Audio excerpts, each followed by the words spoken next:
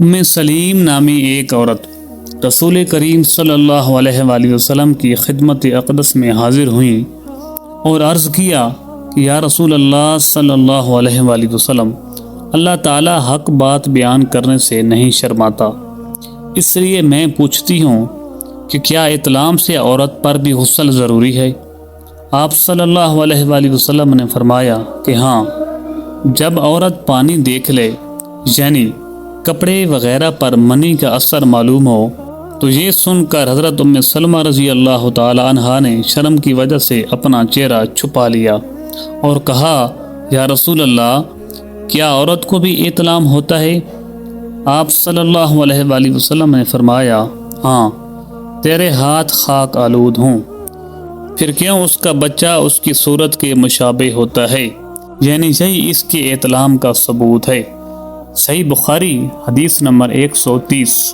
رسول کریم صلی اللہ علیہ وآلہ وسلم نے فرمایا، درختوں میں سے ایک درخت ایسا ہے جس کے پتے کبھی نہیں جھڑتے اور اس کی مثال مسلمان جیسی ہے، مجھے بتلاؤ وہ کیا درخت ہے؟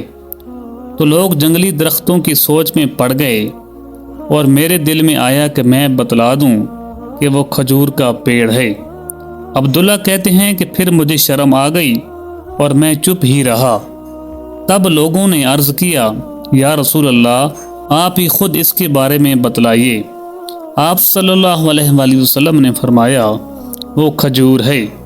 عبداللہ کہتے ہیں کہ میرے جی میں جو بات تھی وہ میں نے اپنے والد حضرت عمر رضی اللہ تعالیٰ عنہ کو بتلائی۔ وہ کہنے لگے، اگر تو اس وقت کہہ دیتا تو میرے لیے ایسے قیمتی سرمایہ سے زیادہ محبوب ہوتا۔ صحیح بخاری حدیث نمبر 131۔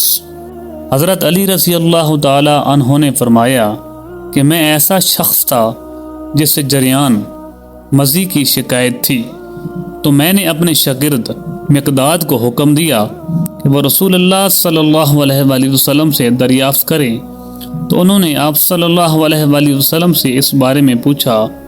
آپ صلی اللہ علیہ وآلہ وسلم نے فرمایا کہ اس مرض میں غسل نہیں ہے، ہاں وضو فرض ہے۔ صحیح بخاری حدیث نمبر 132۔